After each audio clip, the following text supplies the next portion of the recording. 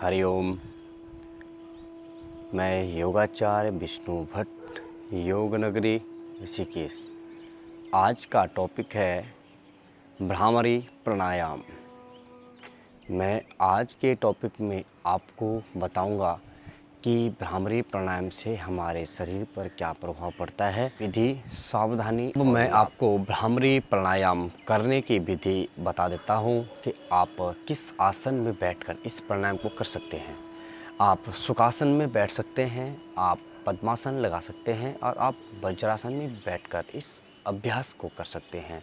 आप simple cross leg करके इस तरह आप बैठकर इस प्राणायाम को कर सकते हैं।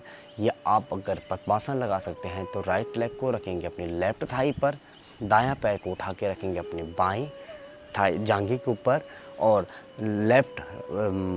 बायां पैर को उठाएंगे अपनी राइट थाई पर रखेंगे कि आपका पद्मासन आपका इजी लग जाता है। अगर आप पद्मासन नहीं लगा सकते हैं, अगर आप वज्रासन में बैठना चाहते हैं या वज्रासन लगाना चाहते हैं तो आप इस अभ्यास को वज्रासन में बैठकर भी कर सकते हैं। आप बैठिए सिंपल दंडासना में, लेग को आगे करते हुए और लेफ़्ट लेग को बेंड करना है, पीछे ले जाना है। उसके बाद हमने बॉडी का वेट लेफ़्ट साइड, उसके बाद हमें राइट लेग को बेंड करना है और इस तरह दोनों लेग को बेंड करके जो हमारे बटक्स हैं वो दोनों हील के बीच में होने चाहिए। इस तरह आप इसमें वज्रासन भी लगा सकते हैं। वज्रासन में आप बैठकर इस अभ्यास को कर सकते हैं। बहुत ही महत्वपूर्ण अभ्यास है। आप इस अभ्यास को वज्रासन में बैठकर भी कर सकते हैं। भ्रामरी प्राणायाम। भ्रामरी प्राणायाम का शाब्दिक अर्थ होता है भ्रमर की आवाज़ करना, एक गुंजन, अपने मन में एक गुंजन प्राप्त करना। जैसे हम श्वास को अंदर भरते हैं, लंबी गहरी श्वास को भरते हैं और जब हम श्वास को बाहर छोड़ते हैं तो हम एक गुंजन की ध्वनि, ओंकार की ध्वनि का उच्चारण करते हैं। मैं आपको करके बता देता हूँ। आप बैठेंगे किसी भी सुखासन, ध्यानात्मक आसन में, स्थिर सुखम आसनम, जिस आसन में आप सुखपूर्वक बैठ सकते हैं वो आसन आपके लिए महत्वपूर्ण आसन माना गया है। किसी भी अभ्यास को, प्राणायाम, ध्यान, कुछ भी, कोई भी अभ्यास अगर आप कर रहे हैं उस अभ्यास में वही आसन होना चाहिए जो आपका सुखपूर्वक लग सके और सुखपूर्वक आप आसन को लगा सकते हैं। मैं आपको बता देता हूँ कि भ्रामरी प्राणायाम जो करने का जो समय होता है वो कौन सा समय हमारे लिए महत्वपूर्ण माना गया है। या तो आप प्रातःकाल, उषा काल में इस प्राणायाम को कर सकते हैं, बहुत ही महत्वपूर्ण प्राणायाम है। और या फिर आप इसी प्राणायाम को देर रात्रि में कर सकते हैं, क्योंकि इसके लिए एक शांत वातावरण चाहिए। वो आपको देर रात्रि और प्रातः उषा काल में ही मिल सकता है। ये सबसे महत्वपूर्ण उपयुक्त समय माना गया है भ्रामरी प्राणायाम। अब मैं आपको भ्रामरी प्राणायाम करके बताता हूँ कि हमें कौन सी मुद्रा इस प्राणायाम में लगती है और किस तरह हम इस प्राणायाम को कर सकते हैं, ये मैं आपको बताऊँगा। इसमें हम षटमुखी मुद्रा बनाते हैं। षटमुखी मानी 6 मुख, 6 द्वारों को बंद करना ही षटमुखी मुद्रा कहा गया है। षटमुखी हम 6 द्वारों को बंद करते हैं। जैसे हमारे 2 नोस्ट्रल हो गई, 2 हमारी आइस हो गई और 2 हमारी एयर हो गई। इन 6 द्वारों को हम बंद करके इस प्राणायाम को करते हैं और अपने ध्यान को पूरा ध्यान ले आते हैं अपने आज्ञा चक्र पर, जिसे अंजना चक्र भी कहते हैं और इसे थर्ड आई भी कहते हैं। अपना संपूर्ण ध्यान को लगाएंगे अपने आज्ञा चक्र, अंजना चक्र यानी कि थर्ड आई पर अपना संपूर्ण ध्यान होना चाहिए। आप बनाएंगे षटमुखी मुद्रा। आप बैठेंगे किसी भी ध्यानात्मक आसन में जिसमें आप कंफर्टेबल बैठ सकते हैं, सुखपूर्वक बैठ सकते हैं।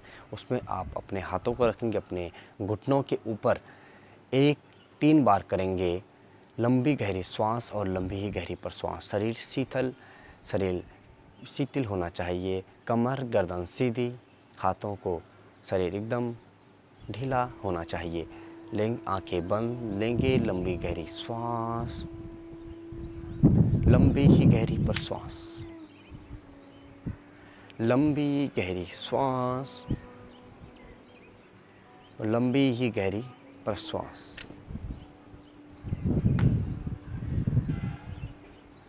धीरे से अपने आँखों को खोलेंगे। अब हम अभ्यास करेंगे भ्रामरी प्राणायाम के लिए।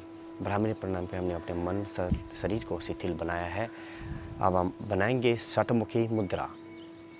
षटमुखी मुद्रा बनाने के लिए हमें पहले 2 छोटी जो तर्जनी उंगलियां होती हैं, इससे हम अपने नोज को लॉक करेंगे। छाती का विस्तार करते हुए हाथों को पीछे फैलाते हुए शरीर एकदम शिथिल, शांत और ढीला होना चाहिए। लेंगे लंबी गहरी श्वास और श्वास को प्रश्वास करते समय ओंकार का उच्चारण या बी ध्वनि का साउंड एक्सेल प्रश्वास करते समय निकालेंगे। मुंह आपका बंद होना चाहिए और आपके नोज से ही साउंड आना चाहिए। ओंकार यानी बी साउंड। डीप इनहेल,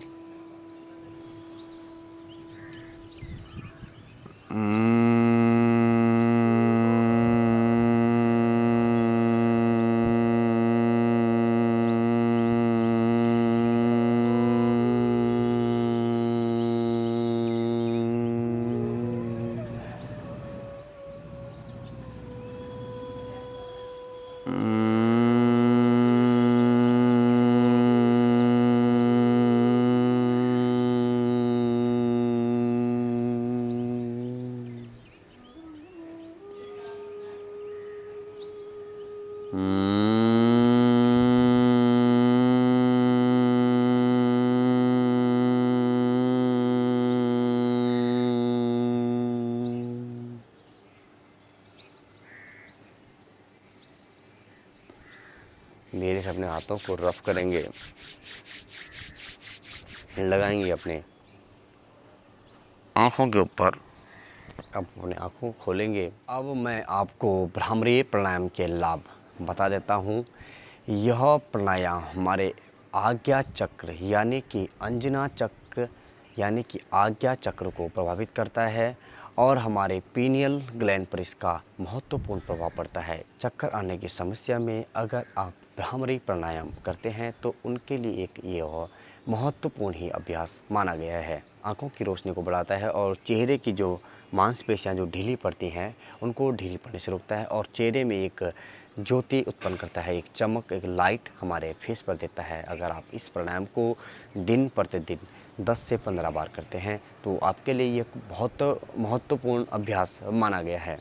यह प्राणायाम तनाव, क्रोध, चिंता, अनिद्रा को दूर करता है और हमारे थायराइड ग्लैंड पर जो एक महत्वपूर्ण प्रभाव डालता है।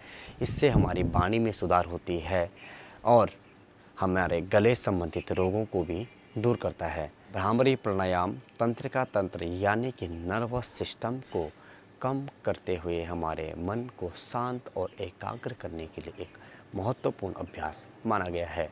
भ्रामरी प्राणायाम आपके याददाश्त को बढ़ाता है और आपके माइग्रेन, सर दर्द की समस्या हो तो यह एक बहुत ही महत्वपूर्ण अभ्यास माना गया है। आप सर दर्द और माइग्रेन की समस्या के रोगी इस अभ्यास को कंटिन्यू कर सकते हैं, उनके लिए यह एक महत्वपूर्ण अभ्यास माना गया है। भ्रामरी प्राणायाम के कुछ सावधानियां बता देता हूं। अगर आपको कानों की समस्या हो, जैसे कानों से पानी निकलना या कानों से वाइट पदार्थ निकलना, जैसे हम कार्टिलेज को भ्रामरी प्राणायाम करने के लिए अपने थंब से इसको क्लोज करते हैं तो इसे हम अंदर के लिए प्रेस करते हैं तो वहाँ से किसी का ये वाइट पदार्थ निष्कासन होता है। तो अगर आपका अगर आपका कानों से पानी निकलता हो या आपके कानों से कोई वाइट पदार्थ निकलता हो या कान संबंधित रोग कोई समस्या हो तो आप भ्रामरी प्राणायाम या तो अच्छे योग विशेषज्ञ की सलाह पर कर सकते हैं या आप अपने अपने डॉक्टर की सलाह पर ही कर सकते हैं। इस प्राणायाम को आप डॉक्टर की सलाह या अच्छे योग विशेषज्ञ के सानिध्य में ही कर सकते हैं। अगर आप माताएं और बहनें, अगर आप गर्भवती हो या गर्भ धारण कर चुकी हो तो आपको भ्रामरी प्राणायाम किसी अच्छे योग विशेषज्ञ या किसी डॉक्टर की सलाह पर यह प्राणायाम शुरू करना चाहिए। फिर हमारा रहा भ्रामरी प्राणायाम। भ्रामरी प्राणायाम की आपको विधि बताई, उसके बाद आपको उसका समय बताया किस समय हमें भ्रामरी प्राणायाम करना चाहिए। मॉर्निंग में और देर रात्रि में हमें भ्रामरी प्राणायाम करना चाहिए। फिर मैंने आपको इसके लाभ बताए और फिर इसकी हमने आपको विधि करके बताई कि हमें कैसे कैसे भ्रामरी प्राणायाम करना है और कौन से इसमें मुद्राएं लगाई जाती है। फिर इसकी हमने आपको सावधानियाँ बताई। इजाज़त चाहता हूँ। हरिओम। योगाचार्य विष्णु भट्ट, योग नगरी ऋषिकेश। प्लीज़ चैनल को लाइक, सब्सक्राइब और कमेंट ज़रूर करें। धन्यवाद। हरिओम।